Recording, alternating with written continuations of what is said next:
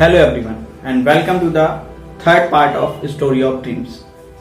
Story of Dreams कहानी है एक ऐसे स्ट्रगलिंग किरदार मनोज के बारे में जिसकी पूरी लाइफ स्ट्रगल से भरी हुई है, जिसके पास अभी स्टार्टिंग स्टेज पे तो कोई बड़े ड्रीम्स नहीं है, बट समय के साथ उसके ड्रीम्स भी बड़े होते जाते हैं और उसकी मेहनत भी बड़ी होती जाती है। और ये काफी ज्यादा इंस्पिरेशनल और मोटिवेशनल स्टोरी है, इसलिए मैं ये आपके साथ शेयर कर रहा हूँ। पिछले 2 पार्ट्स में मैं आपको बता चुका हूं मनोज के बारे में, क्या उसका फैमिली बैकग्राउंड है, क्या उसकी लाइफ में चल रहा है। अगर हम थोड़ी सी उसकी बात करें तो मनोज ने 12th के एग्जाम दिए जिसमें वो फेल हो गया। आर्थिक स्थिति परिवार की अच्छी नहीं है तो वो टेम्पो चलाना स्टार्ट करता है, जिससे पुलिस के द्वारा, थानेदार के द्वारा जब्त कर लिया जाता है।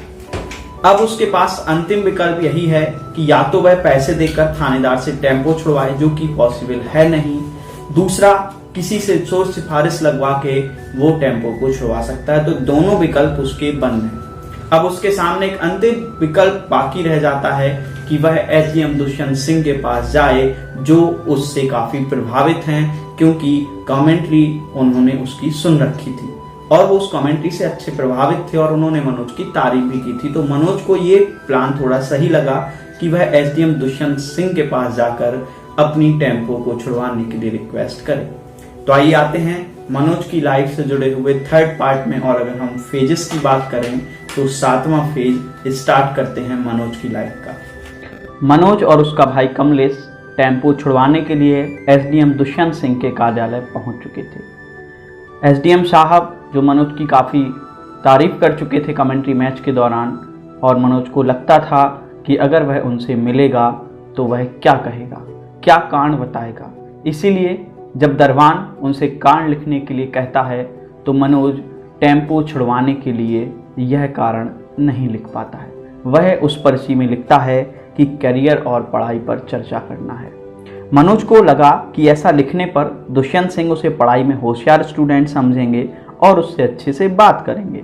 उसने सोचा कि मौका मिलते ही वह उनसे टेम्पो छुड़वाने की बात भी कर लेगा। मनोज इसी अधेरबुन में गेट पर खड़ा था कि उसे अंदर बुला लिया गया। अंदर उसने देखा कि दुष्यंत सिंह एक ऊंचे डाइस के पीछे बैठे हैं। उनका रीडर आज के केस की फाइलें उनकी टेबल पर रख रहा है। दुष्यंत सिंह ने मनोज को देखकर अपने स्टाफ से कहा, ये मनोज है, जौरा का बेस्ट कमेंटेटर। प्रशासन और वकीलों के बीच होने वाले अगले संडे के मैच में मनोज ही कमेंट्री करेगा। मनोज को उम्मीद नहीं थी कि उसे इतनी इज्जत मिलेगी। उसका मन गर्व से भर गया। उसका भाई कमलेश भी इस बात से बहुत खुश हुआ। उसे लगा कि अब तो उसका टेम्पो छूट ही जाएगा। मनोज ने उसे चुप रहने का इशारा किया।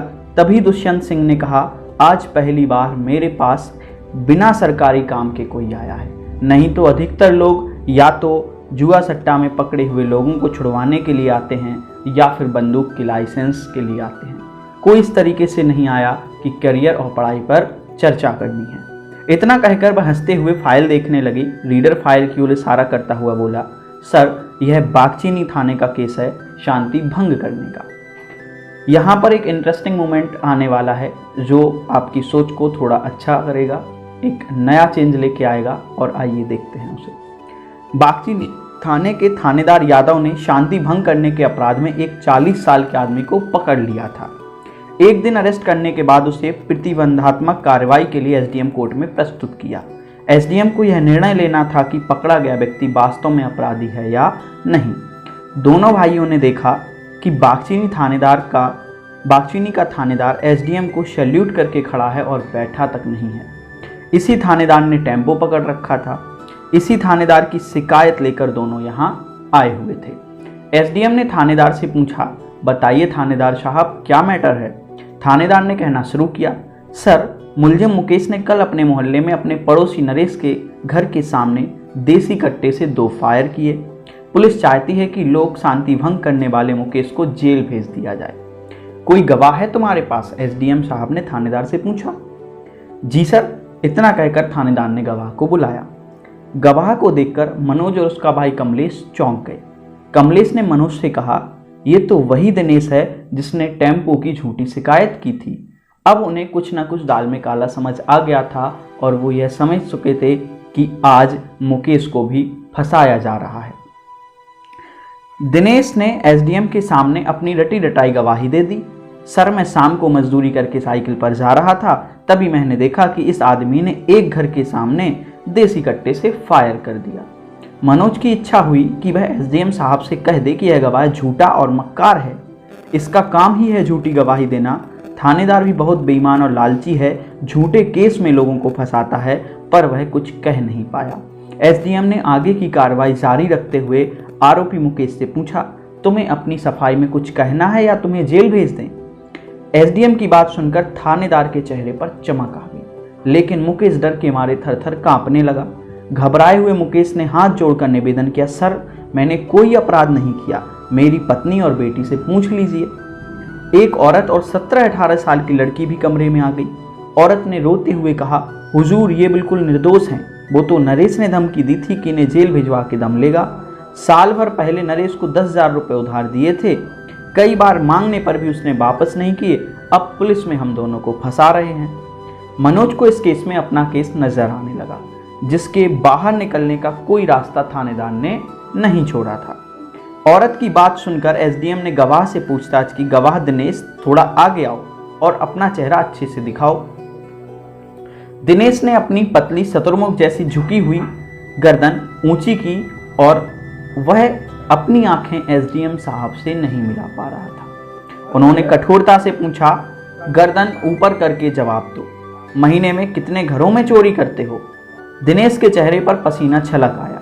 कुछ देर पहले तक निश्चिंत खड़ा थानेदार भी एसडीएम साहब के सामने असहज महसूस करने लगा। मनोज को समझ नहीं आया कि एसडीएम केवल शक्ल देखकर दिनेश की असलियत कैसे जान गए। उनकी तीक्ष्ण बुद्धि और आदमी की पहचान पर मनोज को आश्चर्य हुआ। मुकेश की तरफ इशारा करते हुए एसडीएम ने दिनेश से पूछा, कहाँ गोली चलाई थी इसने? सर, नरेश के घर पर, दिनेश ने कहा। क्या तुम नरेश को पहले से जानते थे? एसडीएम साहब ने पूछा। नहीं हुजूर, दिनेश ने जवाब दिया। अब यही इंटरेस्टिंग पॉइंट है। दुष्यंत सिंह ने दिनेश से पूछा, फिर तुम्हें कैसे पता कि वह नरेश का घर है? इस प्रश्न से शक पकाए दिनेश ने थानेदार की तरफ देखा। थानेदार के पास भी कुछ कहने को नहीं था। दुष्यंत सिंह के सवालों के चक्रव्यूह में झूठा गवाह दिनेश फंस गया था। उसकी कलई खुल गई। मनोज को अब सच्चाई जीतती हुई दिख रही थी।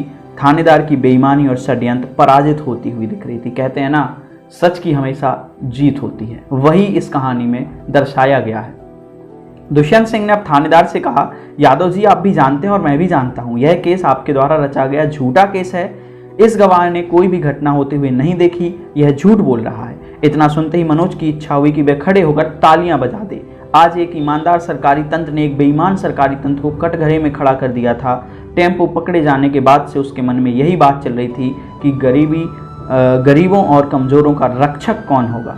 यदि किसी के पास पुलिस को देने के लिए पैसा नहीं है तो उसे भी थाने में बंद कर दिया जाएगा क्या?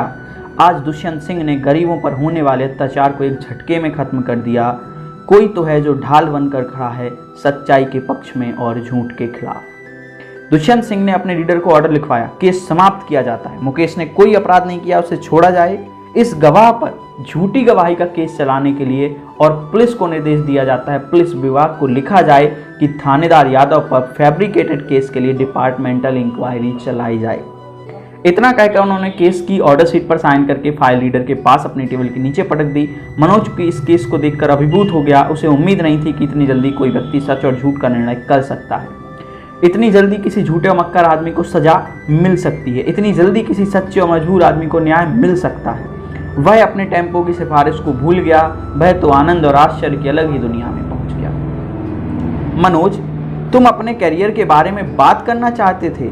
दुष्यंत सिंह उसके आगे आने का कारण भूल गए थे। जी सर, मनोज ने जैसे किसी स्वप्न से जागते हुए कहा। क्या लक्ष्य है तुम्हारा मनोज? तुम क्या बनना चाहते हो? दुष्यंत सिंह ने मनोज से पूछा। सर, मैं आप जैसा बनना चाहता हूँ। दुष्यंत सिंह की सम्मोहन के जादू में बंधे हुए मनोज के मुंह से अचानक निकल पड़ा। पर 12th फेल मनोज को पता नहीं था कि कैसे बनते हैं एसडीएम। वह तो बस उस पद के आकर्षण में बंध सा गया था। एसडीएम दुष्यंत सिंह की पर्सनैलिटी मनोज को काफी ज्यादा प्रभावित कर चुकी थी। बहुत बढ़िया, लक्ष्य हमेशा ऊंचा बनाना चाहिए। अगर कोई ठान ले तो कुछ भी असंभव नहीं। किस क्लास में पढ़ते हो तुम? कुछ देर पूर्व सपनीली डगर पर ले जाने वाले मनोज को दुष्यंत सिंह ने अचानक कठोर कांटों वाला यथार्थ पर लापटका। सर, अभी अभी 12वीं की परीक्षा पास की है। मनोज ने अपने आदर्श से झूठ बोल दिया। उसे लगा कि यदि उसने सच बोला तो कुछ दिन पहले ही वह 12th में फेल हुआ है और टेम्पो छुड़वाने की सिफारिश करने आया है, तो शायद वह उसे अपने पास बैठने के लिए भी नहीं कहते। अपनी हीनता को झूठ के सहारे वह मिटाना चाह रहा था। मनोज, स्टेट सर्विस में जाने के लिए पीएससी की परीक्षा देनी पड़ती है। पीएससी में सिलेक्ट होकर डिप्टी कलेक्टर बनते हैं। सब डिवीजन में काम करने वाले डिप्टी कलेक्टर को एसडीएम कहते हैं। दुष्यंत सिंह ने बहुत सरल तरीके से मनोज को समझाया। सर, कैसे पास करते हैं पीएससी? मनोज किसी रहस्यमयी राय पर आगे बढ़ रहा था। अपनी पसंद के 2 विषय लेकर परीक्षा देनी पड़ती है, साथ में जनरल नॉलेज का भी पेपर होता है, दुष्यंत सिंह ने कहा। मनोज को यह जानकर अच्छा लगा कि पीएससी में गणित और अंग्रेजी का बहुत बड़ा रोल नहीं है।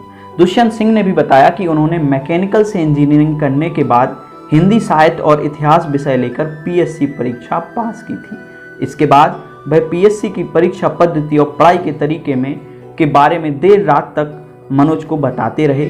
कुछ महीने पहले 12th में फेल हुए निराश मनोज को दुष्यंत सिंह ने दूर झिलमिलाता हुआ एक धुंधला सा कोई सपना सौंप दिया। उस सपने को मन में बसाए वह अपने घर लौट आया। टेम्पो को छुड़ाने की कोई सिफारिश नहीं हो पाई। कमलेश पूरे रास्ते उसको गालियां देता रहा। तो ये जो इंटरेस्टिंग फेज था, एसडीएम दुष्यंत सिंह की पर्सनैलिटी बार बार मनोज को इंस्पायर कर रही है कुछ बड़ा करने के लिए। और अब उसके सामने, आंखों के सामने एक सपना था, वह भी एसडीएम दुष्यंत सिंह जैसा बनना चाह रहा था। क्यों? क्योंकि वो उनकी ईमानदारी, उनकी सच्चाई के साथ खड़े होने वाली बात से काफी ज्यादा प्रभावित था। ये 7वां फेज एंड होता है यहाँ मनोज की लाइफ का। और आइए स्टार्ट करते हैं 8वां फेज। उत्साहित मनोज राकेश के घर पहुंच गया। विष्णु भी वही बैठा हुआ था। मनोज ने अपने मन की इच्छा राकेश से कह दी। राकेश, मेरी इच्छा दुष्यंत सर जैसा एसडीएम बनने की है। राकेश भैंस का गोबर उठाकर डलिया में डालते हुए मनोज से बोला। तो बन जाओ ना, उसमें कौन सी बड़ी बात है, आदमी ही बनते हैं एसडीएम। विष्णु को कुछ दिन पहले 12th फेल हो चुके मनोज के मुंह से इतनी बड़ी बात सुनकर हंसी आ गई। वह जोर जोर से ताली बजाकर हंसने लगा। फिर उसने दोनों को सुनाते हुए कहा, मनोज, तुम अपनी औकात में रह के बात कर। डिप्टी कलेक्टर तो बहुत बड़ी बात है, तुम क्लर्क ही बन जा। 12th पास तुम कर नहीं पाए और चले डिप्टी कलेक्टर बनने। आदमी को उतने बड़े ही सपने देखने चाहिए जितनी उसकी हैसियत हो। तो ये उसके दोस्त विष्णु के शब्द थे जो उसने मनोज के लिए कहे थे। विष्णु ने मनोज के मन में पल रहे सपने को चकनाचूर करने की कोशिश की। यह बात सुन मनोज का स्वप्न भंग हो गया। उसे लगा कि जो लड़का 12th में ही फेल हो गया हो, क्या उसे इतने बड़े सपने देखने का हक है? निराश मनोज सिर झुकाकर बैठ गया। लेकिन राकेश विष्णु की बातों से अप्रभावित रहा। उसने गोबर की दूसरी खेप डलिया में डालते हुए कहा, मैं तो अब भी यही कहूँगा कि आदमी मेहनत करे तो कुछ भी बन सकता है। जी हाँ, ये आप हमेशा याद रखिए। बस आप सपने देखिए। सपने देखना कोई बुरी बात नहीं है। बस अगर आप उन सपनों को पाने के लिए मेहनत करते हो तो वह सपने आपके जरूर पूरे होंगे। विष्णु को राकेश की बात में अपनी पराजय महसूस होने लगी। उसने राकेश पर व्यक्तिगत आक्रमण करने का मन बना लिया। राकेश, तुम क्या जानो पढ़ाई लिखाई क्या होता है? तुम तो गोबर उठाओ। मैं 12th क्लास में फर्स्ट आया हूँ।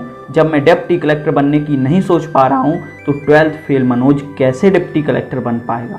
लाखों लोग बैठते हैं परीक्षा में, तब बड़ी मुश्किल से 15-20 डिप्टी कलेक्टर बनते हैं। विष्णु की बात सुनकर मनोज के मन में कुछ देर पहले आई उम्मीद एक बार फिर से टूट गई। विष्णु ने अपने विचारों से मनोज के मन में कुछ देर पहले उठे उत्साह के तूफान को ठंडा कर दिया। मैं तो अनपढ़ गवार हूँ, मेरी तो कुछ समझ नहीं आता है, जो मन में आता है सो बोल देता हूँ। तुम बुरा मत मानो विष्णु, राकेश ने कहा। अपनी विजय से प्रसन्न विष्णु ने मनोज को सलाह दी। देख मनोज, तुम इस जन्म में तो 12th पास कर नहीं पाओगे, इसलिए मैं यही सलाह देता हूँ कि गांव में नाश्ते की अच्छी दुकान नहीं है, समोसे, मंगोड़ी, जलेबी बहुत डिमांड है और तुम इनकी एक दुकान खोल लो, क्योंकि टेम्पो चलाने से तो अच्छा ही है मंगोड़ी, समोसे और जलेबी बेचना। राकेश की भैंस खेत में चारा खाने गई थी। भरपेट चारा खाने के बाद वह गर्दन हिलाते हुए घर वापस आ गई। भैंस के पीछे पीछे उसका बच्चा भी उछलता हुआ आ रहा था। राकेश ने विष्णु के उतावलेपन को कम करने के उद्देश्य से कहा, विष्णु तुम परेशान ना हो, सब ठीक हो जाएगा। तुम एक काम करो, रूपा को खूंटा से बांध दो, तब तक मैं इस बच्चे को पानी पिला लाता हूँ। अपनी विजय से प्रसन्न विष्णु भैंस को खूंटे से बांधने लगा। भैंस ने राकेश के स्थान पर अपरिचित विष्णु को देखा तो बिगड़ गई। उसने अपनी गर्दन हिलाई और विष्णु को सींग मारने के लिए झपटी। विष्णु इस अप्रत्याशित आक्रमण से संभल नहीं पाया और पीठ के बल गिर पड़ा। राकेश और मनोज को इस तरह की दुर्घटना की आशंका नहीं थी, पर जब उन्होंने विष्णु को जमीन पर चित पड़ा देखा तो दोनों ने लपक कर उसे उठा लिया। विष्णु की सांसें तेज चल रही थीं। होश में आते ही उसने पूरी घटना का जिम्मेदार राकेश को घोषित कर दिया और उसे खरी खोटी सुनाने लगा। राकेश ने धीरे धीरे मुस्कुराते हुए अपनी सफाई दी। शुरू में 2-3 बार तो मुझे भी पटक दिया था रूपा ने, पर धीरे धीरे पहचानने लगी। अब तो इतनी होशियार हो गई है कि खेत से चारा खा के इतनी दूर अकेले घर आ जाती है। इतना कहकर राकेश भैंस की गर्दन पर हाथ फेरता रहा। भैंस काफी देर तक राकेश का प्यारा स्पर्श महसूस कर अपनी गर्दन हिलाती रही। इस स्टोरी में एक बहुत बड़ी सीख मिली है जस्ट अभी आपको। विष्णु यह भैंस भी लगातार अभ्यास से अपने घर पहुंचने का रास्ता पहचानना सीख गई। जानवर भी लगातार एक ही काम करते करते सीख जाते हैं, हम तो फिर भी इंसान हैं। इंसानों के लिए कुछ भी काम कठिन नहीं है। करत करत अभ्यास ते जड़मति होत सुजान, रसड़ी आवत जाते सिल पर होत निशान। राकेश ने एक आक्रामक विराम के बाद अपने मन में बहुत देर से रुकी हुई बात बचपन में पढ़े एक दोहे के माध्यम से कही। विष्णु को उम्मीद नहीं थी कि अनपढ़ राकेश भैंस के उदाहरण से पढ़ाई और सफलता के सिद्धांत की बात समझाएगा। मनोज के मन में छाई घोर निराशा के बीच एक बार फिर उम्मीद की किरण फूट पड़ी। वह घर चला गया। रात भर वह छत पर लेटा सुदूर सपनों में खोया रहा। यहाँ मनोज की लाइफ का 8वां फेज एंड हुआ। अब मनोज की लाइफ का 9वां फेज स्टार्ट हो रहा है। यह एकदम अलग फेज है। 8 फेज तक मनोज के गांव के जीवन के बारे में बात की गई। अब वह 12th पास करके ग्वालियर शहर में आ चुका है और यहाँ की बात होगी अब से। यहाँ वह किस तरीके से स्ट्रगल करता है, आइए देखते हैं। जून की गर्मी और उमस से भरे दिन। मनोज एक हाथ में थैला लटकाए दूर के रिश्तेदार चाचा मूलचंद के साथ ग्वालियर की सड़क पर चला जा रहा है। दोपहर की चिलचिलाती धूप में वह पसीने से तरबतर हो गया है, लेकिन उसका मन आशा से भरा है। मूलचंद चाचा अपने साले त्रिलोकी के कमरे पर पहुंच गए। चाचा ने त्रिलोकी से कहा, त्रिलोकी, मनोज MLB कॉलेज से BA करेगा, तुम इसका एडमिशन करवा देना। त्रिलोकी MLB कॉलेज में BA सेकेंड ईयर का स्टूडेंट था। उसने आश्वासन दिया, जीजाजी आप चिंता मत करिए, मनोज को मैं अपने साथ ही रखूंगा और इसका एडमिशन भी करा दूंगा। त्रिलोकी की बात से संतुष्ट होकर मूलचंद वापस चले गए। गणित में फेल हो जाने के बाद मनोज ने द्वारा 12th की परीक्षा इतिहास, हिंदी साहित्य, राजनीति शास्त्र विषय लेकर 55% से पास कर ली थी। अंग्रेजी में पासिंग मार्क्स आ गए थे। ग्वालियर आते समय मां ने उसे 2000 रुपए दे दिए थे। पिता पिछले 1 साल में केवल 1 बार गांव आए थे। टेम्पो कोर्ट के आदेश के इंतजार में अभी भी थाने के बाहर पड़ा हुआ था। मनोज का एडमिशन MLB कॉलेज में हो गया। कॉलेज अंचलेश्वर मंदिर के पास अंग्रेजों के जमाने की एक भव्य बिल्डिंग में स्थित था। त्रिलोकी ने बताया कि अटल बिहारी वाजपेयी भी इस कॉलेज के छात्र रहे हैं। मनोज इतने बड़े और प्रसिद्ध कॉलेज में पढ़ने के कारण अपने आप को खुशनसीब मान रहा था। त्रिलोकी का कमरा ललितपुर कॉलोनी में शंकर चौक के पास था, जहां से कॉलेज नजदीक ही था। मनोज त्रिलोकी के कमरे पर ही रहने लगा। कॉलेज में पढ़ाई का माहौल अच्छा था। शुरू में सब विद्यार्थी एक दूसरे से अपरिचित थे, लेकिन समय के साथ सब एक दूसरे को जानने पहचानने लगे। मनोज ने देखा कि कॉलेज में 2 तरह के लड़के हैं। एक वे जो आसपास के गांव से आए हैं, विकास भदौरिया, रविकांत द्विवेदी इसी वर्ग के छात्र थे।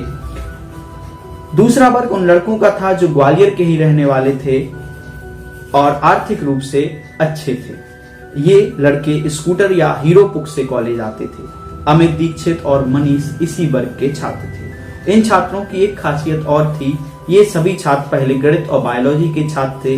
परंतु पीईटी और पीएमटी में असफल होने के बाद बीए के मैदान में कूद पड़े थे। आज क्लास खाली थी। पेड़ के नीचे चबूतरे पर इन दोनों ग्रुप के लड़कों का जमावड़ा लगा हुआ था। सभी का परिचय आपस में हो चुका था, पर आज लड़कों के इतिहास पर चर्चा चल रही थी। किसी ने पूछा तो शहरी लड़के मनीष ने जवाब दिया, 12th में मेरा बायोलॉजी सब्जेक्ट था, 70% आए थे मेरे, पर मेडिकल एंट्रेंस में नहीं हुआ, इसलिए बीए करने लगा। मैं अब पीएससी की तैयारी करूंगा। विकास भदौरिया ने अपने करियर की अलग प्लानिंग की थी।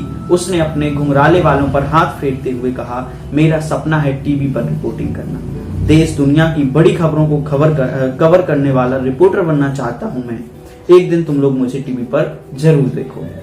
भदौरिया की बात सुनकर मनोज ने एक अच्छे दोस्त की तरह उसे उत्साहित करते हुए कहा, तुम जरूर बनोगे, मेरी शुभकामनाएं तुम्हारे साथ हैं। मनोज की शुभकामनाएं सुनकर भदौरिया ने भी उत्साहित होते हुए कहा, धन्यवाद मनोज भाई।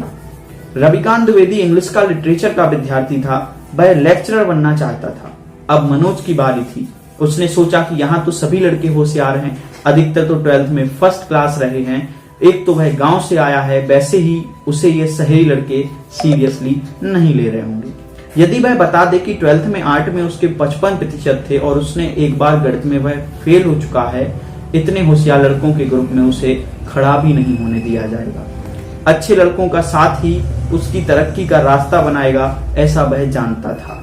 इसलिए उसने अपने दोस्तों से कहा, 12th मैंने भी गणित से किया है, पर परसेंट थोड़े कम रह गए थे, 65% आए थे। मनोज की हिम्मत 70% तक नहीं पहुंच पाई। उसने 65% से संतोष किया और महसूस किया कि वह इस ग्रुप के नजदीक आ गया है। वह जानता था कि यहाँ कोई किसी की मार्कशीट नहीं देखेगा, इसलिए झूठ बोलने के बाद भी पोल खुलने का कोई खतरा नहीं है। एक शहरी लड़के अमित दीक्षित ने तो जैसे धमाका ही कर दिया। उसने सभी को संबोधित करते हुए कहा, पीएससी का स्तर मेरे लायक नहीं है, मैं तो आईपीएस बनूंगा। मेरी पर्सनैलिटी पर तो पुलिस की वर्दी ही सूट करती है। रोमांच चाहता हूं मैं लाइफ में। सब लड़के आश्चर्य से अमित का चेहरा देखने लगे। वहां खड़े लड़कों को अमित में भविष्य का वर्दी पहने पुलिस कप्तान नजर आने लगा। मनोज अमित की बात सुनकर बहुत प्रभावित हुआ। तभी किसी की भारी आवाज लड़कों को सुनाई दी, आप लोग क्लास के वक्त यहाँ क्या कर रहे हो? सामने कॉलेज के प्रिंसिपल गोविंद प्रसाद शर्मा जी खड़े हुए थे। उनके कोमल शब्द किंतु भारी थे। जब कोई लड़का अपनी जगह से हिला डुला नहीं और किसी के मुंह से डर के मारे कोई आवाज नहीं निकली, तो भदौरिया ने हिम्मत की, सर आज पॉलिटिकल साइंस के सर छुट्टी पर हैं, इसलिए उनका पीरियड खाली है। प्रिंसिपल सर जानते थे कि लड़के यदि इस तरह खुले मैदान में पेड़ के नीचे चर्चा करते होंगे तो कॉलेज में जो क्लास चल रही है उनको व्यवधान होगा तथा लड़कों को फ्री समय में गप्पे लगाने का शौक लग जाएगा। इसलिए प्रिंसिपल सर इस आदत को विकसित ही नहीं होने देना चाहते। उन्होंने कहा, आप लोग क्लासरूम में चलिए, मैं आता हूँ। क्लास में पहुंचकर मनोज ग्रुप के सबसे स्मार्ट और सबसे महत्वाकांक्षी लड़के अमित के साथ बैठ गया। उसकी इच्छा अमित से दोस्ती करने की होने लगी, लेकिन अमित ने गांव से आए दुबले पतले मनोज से मित्रता करने में ज्यादा रुचि नहीं दिखाई। वह मनोज के पास से उठा और सही लड़के मनीष के पास जाकर बैठ गया। मनोज इस व्यवहार से मन महसूस कर रह गया। प्रिंसिपल सर ने क्लास में आकर बातों में वक्त बर्बाद नहीं किया और लड़कों को सीधे पढ़ाना शुरू किया और पहला प्रश्न किया, क्या आप लोगों में से कोई मार्क्सवाद के बारे में सब कुछ जानता है? सब चुप। गणित और बायोलॉजी में 12th पास लड़कों को मार्क्सवाद के बारे में कुछ नहीं पता था। कुछ देर पूर्व आईपीएस बनने की इच्छा रहने वाला अमित दीक्षित भी मार्क्सवाद के बारे में कुछ नहीं जानता था। पूरी क्लास में सन्नाटा था। मनोज ने मार्क्सवाद के बारे में 12th के राजनीति विज्ञान में पढ़ा था। मार्क्सवाद के बारे में प्रिंसिपल सर को बताकर वह न केवल क्लास की नजर में बल्कि प्रिंसिपल सर की नजर में भी अपनी योग्यता सिद्ध कर सकता था। उसके लिए अच्छा मौका था। उसने हिम्मत करके अपना हाथ खड़ा किया तो प्रिंसिपल सर ने कहा, चलो इतनी बड़ी क्लास में कोई तो है जो मार्क्सवाद के बारे में कुछ जानता है, क्या नाम है तुम्हारा? मनोज ने प्रिंसिपल सर के साथ पूरी क्लास को अपना नाम बताया, मनोज कुमार शर्मा। प्रिंसिपल सर ने कहा, बहुत बढ़िया मनोज, बताओ क्या जानते हो तुम मार्क्सवाद के बारे में? मनोज ने बताया, सर दुनिया में और अमीर और गरीब दो वर्ग हैं। अमीर वर्ग अपने लालच के लिए गरीब वर्ग का शोषण करता है, इसलिए गरीब वर्ग को अपने अधिकार अमीरों से छीन लेने चाहिए। यही कार्ल मार्क्स कहते हैं। उसे जितना और जैसा भी था वह बता दिया। प्रिंसिपल सर ने कहा, दोस्तों यहाँ अमीर वर्ग को पूंजीपति और गरीब वर्ग को सर्वहारा कहा गया है। वेरी गुड मनोज, बैठ जाओ। इसके बाद प्रिंसिपल सर ने आधा घंटा मार्क्सवाद पर लेक्चर दिया। मनोज मंत्रमुग्ध सा सुनता रहा। घंटी बजने पर क्लास समाप्त हो गई। रविकांत द्विवेदी और भदौरिया ने उसे आज की उपलब्धि पर बधाई दी। भदौरिया ने मजाक में कहा, मनोज यार मुझे तो लगता है हम अलग अलग गांव से आने वाले लड़के सर्वहारा वर्ग के हैं और ग्वालियर के मूल निवासी स्कूटर मोटरसाइकिल से आने वाले स्मार्ट लड़के पूंजीपति वर्ग के हैं। आज तुमने क्लास में सर्वहारा वर्ग की नाक ऊंची कर दी। भदौरिया द्वारा की गई इस तारीफ से मनोज का चेहरा खुशी से चमकने लगा। तो ये यहाँ 9वां फेज खत्म होता है।